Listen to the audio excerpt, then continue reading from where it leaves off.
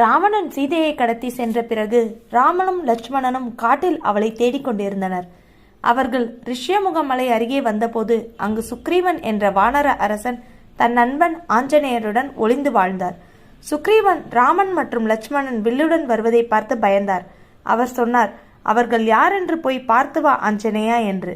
அதனால் ஆஞ்சநேயர் ஒரு சாமியாரின் வேடம் எடுத்து நெஞ்சில் பாசத்துடன் சென்றார்.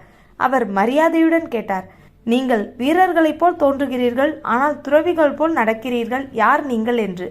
அப்போது ராமன் சிரித்து கொண்டு கூறினார், நான் அயோத்தி நாட்டின் ராமன். இவர் என் சகோதரன் லக்ஷ்மணன். என் மனைவி சீதையை ராவணன் கடத்தி சென்றான். அவளை தேடிக்கொண்டு வருகிறோம் என்றார். அந்த வார்த்தைகளை கேட்டவுடன் ஆஞ்சநேயரின் மனம் உருகியது. அவர் தன் உண்மையான வானர ரூபத்தை எடுத்துக்கொண்டு மண்டியிட்டு, அரசே, நான் உங்களுடைய தாசன் ஆஞ்சநேயன். சீதா மாதாவை கண்டுபிடிக்க நான் உதவுகிறேன் என்று சொன்னார். அந்த நொடியிலேயே ராமன் ஆஞ்சநேயன் உறவு உருவானது.